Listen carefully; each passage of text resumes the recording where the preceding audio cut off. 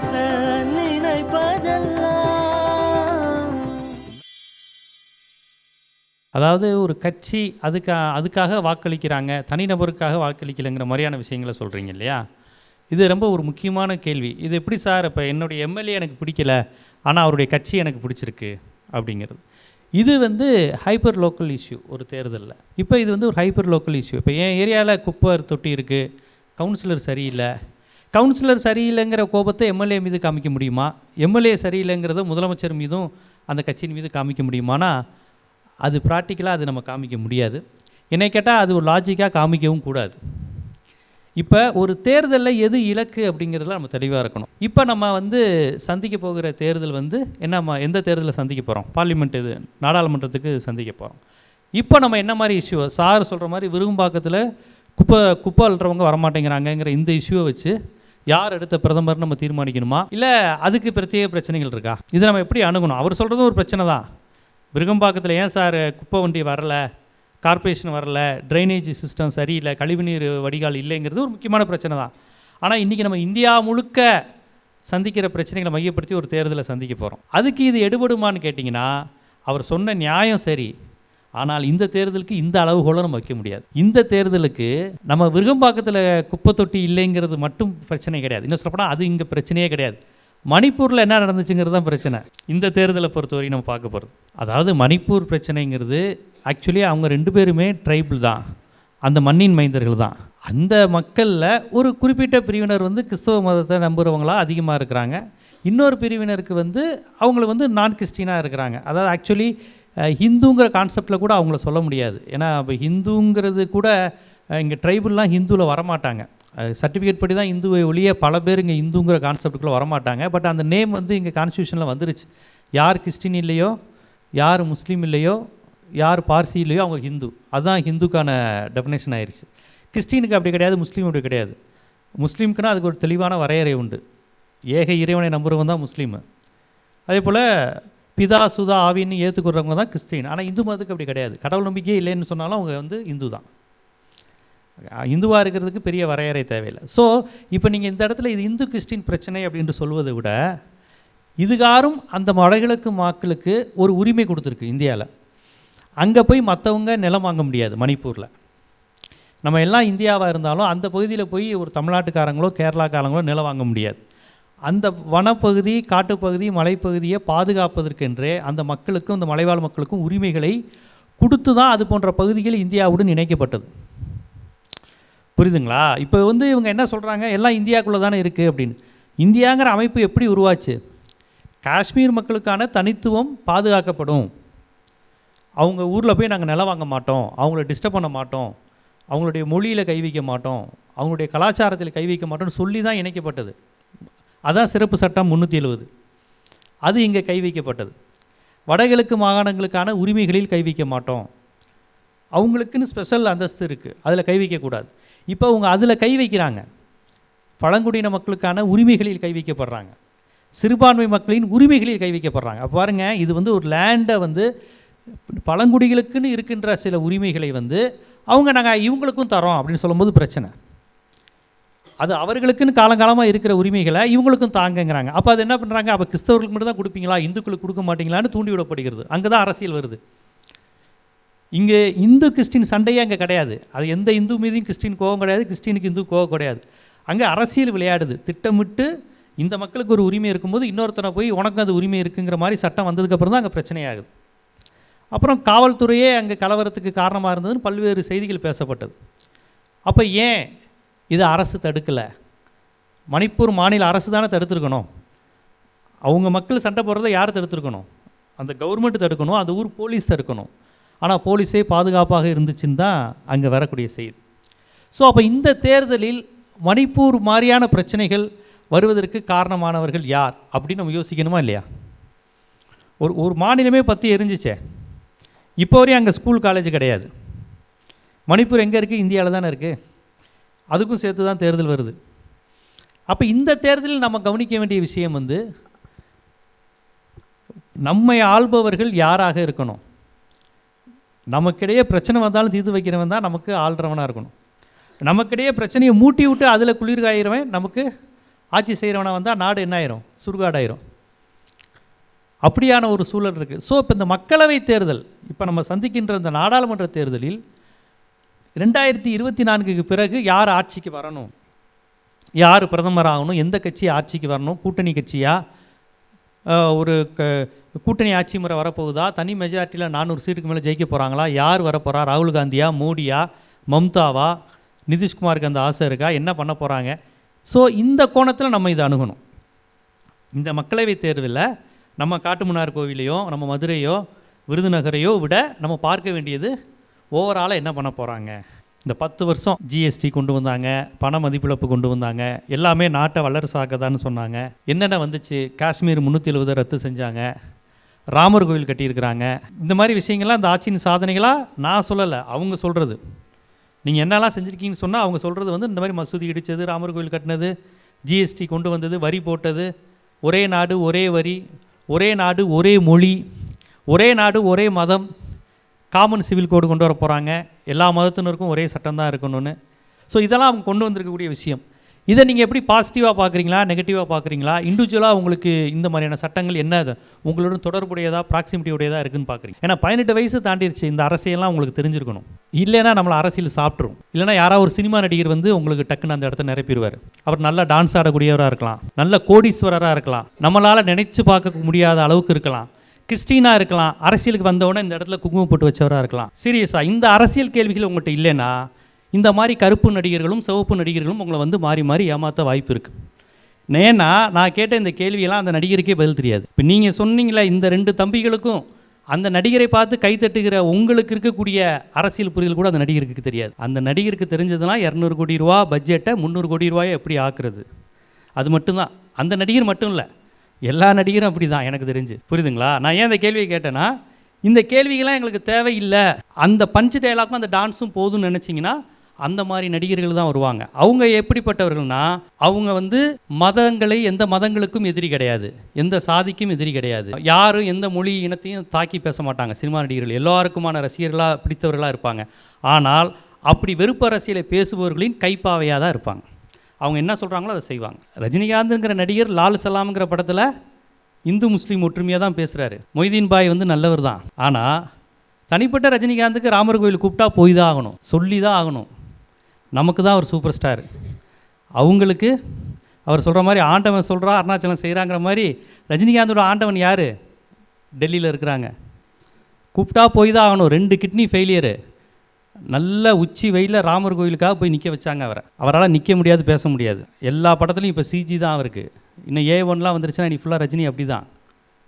74 வயசு. ஆனால் அந்த வயசான பெரியவரை ராமர் கோவிலுக்கு கூப்பிட்ட சொன்னால் வந்து அவங்க கூப்பிட்டா சொல்லி தான் ஆகணும். ஆனால் அவர் பாவம் லால் சலாமில் திட்டி தீக்கிறாரு அவங்கள. நான் அப்படி கிடையாது, நான் சங்கி கிடையாதுன்னு சொல்கிறாரு பாவம். ஆனால் நிஜத்தில் அவரால் அப்படி இருக்க முடியல.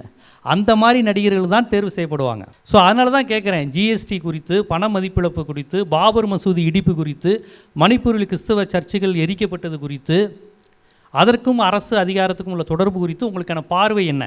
நேரடியாக உங்களை எந்த அளவுக்கு பாதிக்குது? நாளைக்கு காமன் சிவில் சட்டம்னு ஒன்று கொண்டு வராங்க, ஒரே நாடு ஒரே வரின்னு கொண்டு வராங்க. இதெல்லாம் நீங்கள் வார்த்தைகளை கேட்டால் ரொம்ப நல்ல விஷயமா தெரியும். கரெக்டு தானே? இந்தியா ஒரே நாடு ஒரே வரி, இந்தியா ஒரே நாடு ஒரே மொழி, அப்படியே ஒரு வார்த்தை விடுவான், இந்தியா ஒரே நாடு ஒரே மதம்.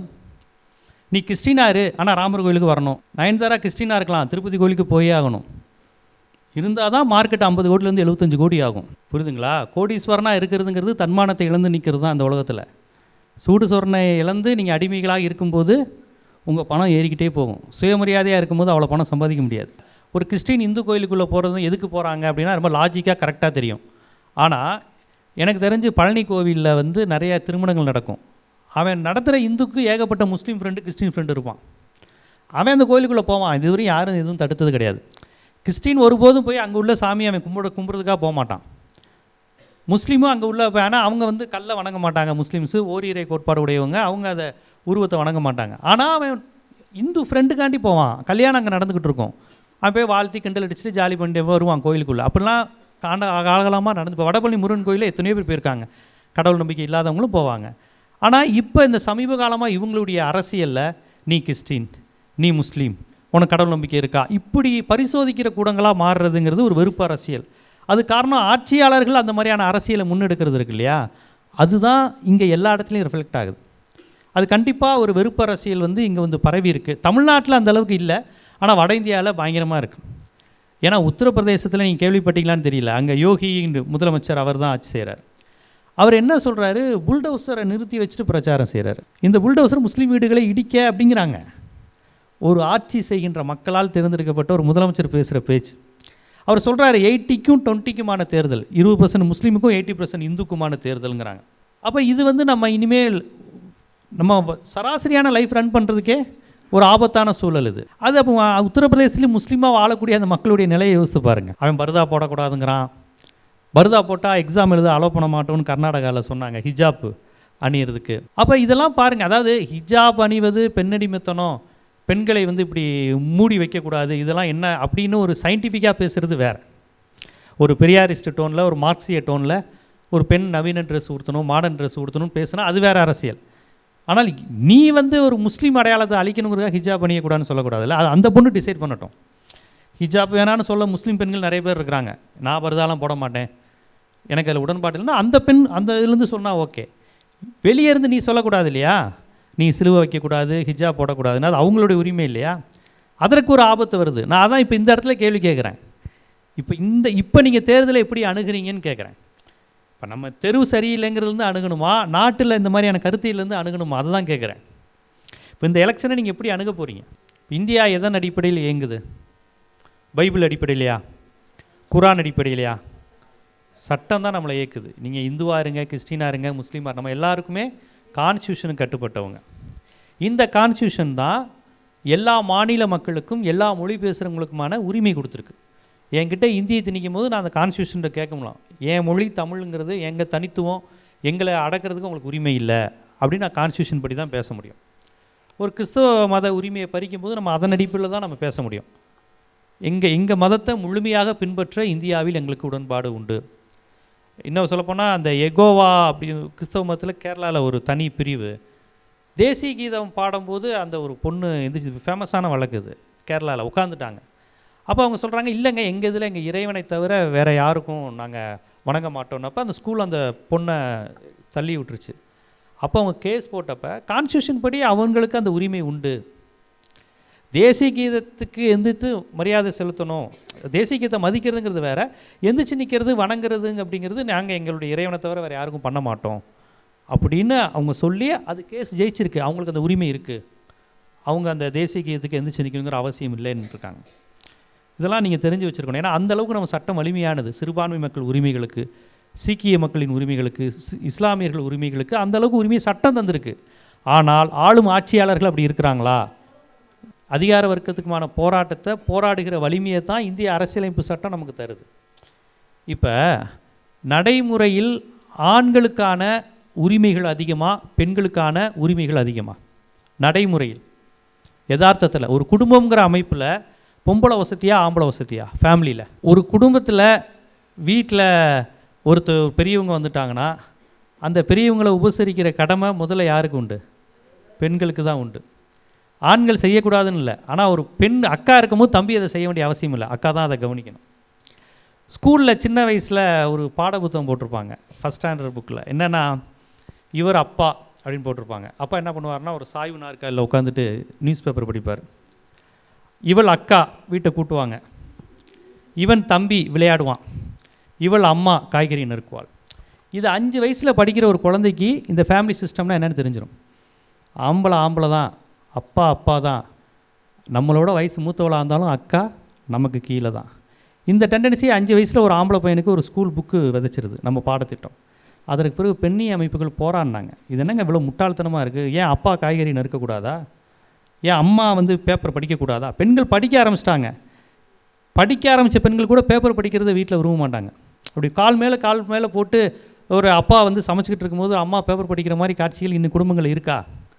வந்துக்கிட்டு இருக்கு, நான் இல்லைன்னு சொல்லலை. அப்படியே இருந்தாலும் அதை பட்டிமன்றங்களை நகைச்சுவையாக காமிப்பாங்க. பட்டிமன்ற ஜோக்குங்கள்லாம் பெரும்பாலும் பாருங்கள், எந்த வீட்டில் ஆம்பளை சமைக்கிறானோ அதை ஒரு காமெடியாக காமிப்பாங்க. அப்படி தானே? ஆம்பளை சமைப்பது, ஆம்பளை துவைப்பதுங்கிறது என்னது? கேலியான விஷயம். ஒரு பட்டிமன்றம், லியோனி பட்டிமன்றமோ சாலமன் யாராக இருந்தாலும் பாருங்கள், வீட்டில் ஐயா தான் எல்லாம் போல் அப்படின்னா ஒரு சிரிப்பு வரும். ஏன் செஞ்சா என்ன, அவங்க வீடு தானே, அப்போ இந்த மைண்ட் செட்டை உங்களுக்கு இது பண்ணிடுறாங்க. அப்போ இயல்பாக அந்த சமூகம் ஆணுக்கானது. ஒரு ஆண் ஒரு மனைவியிடமிருந்து பிரிவது என்பதை இந்த சமூகம் எப்படி எடுத்துக்குது?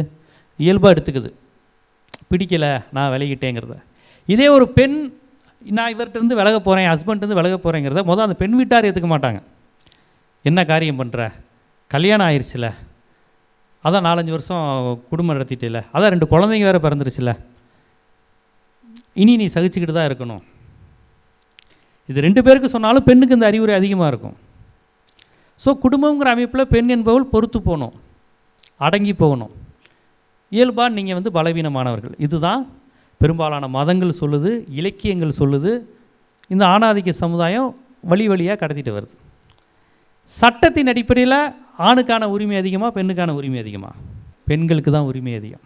இந்தியன் கான்ஸ்டியூஷன் இவ்வளோ அழகாக இருக்குது. தேசிய கீதத்துக்கு கூட மத நம்பிக்கையின் அடிப்படையில் உட்காரக்கூடிய உரிமை ஒரு சிறுபான்மை பெண்ணுக்கு சட்டம் வழங்கியிருக்கிறது. ஆனால் யதார்த்தத்தில் டக்குன்னு என்ன சொல்லுவான், நம்மெல்லாம் நிற்கிறோம், அவங்க நிற்கிறாங்க பாரு, எல்லாம் மைனாரிட்டி கொடுக்குற ரைட்ஸு, இவங்க பண்ணுற அட்டுழியம் அப்படின்ட்டு போயிடுவான். எல்லாம் சர்ச்சிலேருந்து மிஷினரிகளுக்கு வர பணம் அப்படிங்குவான். வாய்மார்க சும்மாவா, அவங்களுக்கு அங்கேருந்து பணம் வருது. இது தெரு, இதுதான் யதார்த்தம். அவன் அங்கே போய் ஆர்டிகல் 25 பயன்படுத்தி எனக்கு மத உரிமைங்கிறது சட்டம் கோர்ட்டு தரக்கூடிய உரிமை. யதார்த்தத்தில் அவன் மைனாரிட்டியை பார்க்குற பார்வை, தலித்துகளை பார்க்குற பார்வை அதுதான். பெண்களுக்கு வீட்டில் என்ன இடம், துணி துவைக்கிறதும் சாமி கும்பிடணும். நல்ல பொண்ணுன்னா என்ன பண்ணணும், நல்ல சாமி கும்பிடணும். பொண்ணு பார்க்கும்போது அது ரொம்ப கட்டாசமாக நல்ல கடவுள் நம்பிக்கை உள்ள ஒரு பொண்ணு. ஏன்னா அது ஒரு எக்ஸ்ட்ரா தகுதி. பெண்கள் சாமி கும்பிட்றது, பக்தியை, பெண்களுடைய தொழில் அது. சமைக்கணும், சாமி கும்பிடணும், ரொம்ப பேச மாட்டாங்க, ரொம்ப சுத்தமாக வச்சுக்குவாங்க வீட்டை, அப்படி வளர்த்துருக்குறாங்க. இதெல்லாம் பெண்ணுக்கான தகுதி. பையனை பொறுத்தவரையும் சம்பாதிக்கணும். அந்த நிலை மாறினாலும் புத்தி இன்னும் அப்படி தானே இருக்குது. அதுதான் சொன்னேன். அது மாதிரி பெண்களுக்கான உரிமைகளை இன்றைக்கி சட்டம் வழங்கியிருக்கு. பெரியார் அமைப்புகள், திராவிட இயக்கம் போய் பெண்களுக்கு சொத்துரிமை இருக்குது. ஆனால் சமூகம் என்ன சொல்லுது, உனக்கு தான் வரதட்சணை கொடுக்குறோம்லங்குது. நடைமுறைங்கிறது வரதட்சணையாக இருக்குது, உரிமைங்கிறது சொத்துரிமையாக இருக்குது. சொத்துரிமை குறித்து பெண் பேசுகிறத அப்பாவும் விரும்ப மாட்டார், அண்ணனும் விரும்ப மாட்டான். முதல்ல உங்கள் மேலே அண்ணன் வைக்கிற பாசமும் அப்பா வைக்கிற பாசமும் சொத்து கேட்காத வரையும் தான். ஏன்னா சொத்துங்கிறது யாருக்கானது, ஆம்பளைக்கானது, ஆம்பளைகளுக்கானது. இன்றைக்கி ஜாதி மறுப்பு திருமணம் முதற்கொண்டு ஆணவ கொலை வரையும் நடப்பதற்கு காரணம் ஏன் ஆணவ கொலையில் பெண்கள் மட்டும் சாகுறாங்க? பிரச்சனை சொத்தும் வருது. நீங்கள் யாரையோ காதலிக்கிறீங்க, கல்யாணம் பண்ணுறீங்க, மட்டும் பிரச்சனை இல்லை. எவனுக்கோ ஒருத்தனுக்கு சொத்தும் போகுது. இன்றைக்கி கோர்ட்டில் கேஸ் போட்டால் பெண்களுக்கு சொத்து இருக்குது. பிடிக்காத ஜாதிக்காரனாக இருந்தாலும் சொத்து கொடுக்கணும். இதோடு தொடர்புடையது. ஸோ இந்த அரசியலையும் நீங்கள் புரிஞ்சு, இதையெல்லாம் உடைத்து தான் சட்டம் இருக்குது. சட்டம் தலித்துகளுக்கு பாதுகாப்பாக இருக்குது. ஆனால் தலித் வன்கொடுமை குறையுதா? ஆணவ கொலை நின்றுச்சா? ஆணவ கொலைக்கு எதிராக தான் சட்டம் இருக்குது, ஆனால் ஆணவ கொலை நடக்குது. சிறுபான்மை மக்களுக்கு பாதுகாப்பாகத்தான் சட்டம் இருக்குது, ஆனால் யதார்த்தத்தில் நடக்குது. ஏன்னா இதுதான் சமூகத்திற்கும் சட்டத்திற்குமான வித்தியாசம். அப்போ நம்ம ஆளுகின்ற ஆட்சியாளர்கள் சட்டத்தின் ஆட்சியாளர்களாக இருக்கணும். அவங்க சொன்னாங்க பாருங்கள், அம்பேத்கர் எழுதிய கான்ஸ்டியூஷனில் உள்ள ஜனநாயகம், மொழி சிறுபான்மையினருக்கான பாதுகாப்பு, மதவழி சிறுபான்மையினருக்கான பாதுகாப்பு, பெண்களுக்கான பாதுகாப்பு, உரிமை, இப்படி பல்வேறு விஷயங்கள் சட்டத்தில் இருக்குது. இதைத்தான் சமூகம் அலறுது. பொம்பளைக்கு சலுகை நிறையா கொடுக்குறாங்க இந்த சட்டத்தில், பொம்பளை சொன்னால் கேட்டுருவாங்க. இது எல்லாமே இதனுடைய எதிர்விளைவு தான். ஆண்கள்கிட்ட வர்றது எல்லாமே இவங்களுக்கு சலுகை நிறையா கொடுக்குறாங்க. எஸ்சி எஸ்டிகளுக்கு எக்கச்சக்க சலுகை கொடுக்குறாங்க. அவங்க எதாவது பண்ணால் கேஸ் போட்டுறாங்க. இந்த மைனாரிட்டிகளுக்கு அதிக சலுகை. இதெல்லாம் என்னது, சமூகத்தினுடைய குரல், சட்டத்தில் இருக்கக்கூடிய மறுமலர்ச்சியை ஏற்றுக்கொள்ளாத குரல். இதை டிஃப்ரென்ஷியேட் பண்ணி எது சரின்னு பார்க்கக்கூடிய பார்வை உங்களுக்கு இருந்தால் தான் ஆட்சியாளர்களை தேர்ந்தெடுக்கக்கூடிய பக்குவமும் விழிப்புணர்வும் உங்களுக்கு இருக்கும்.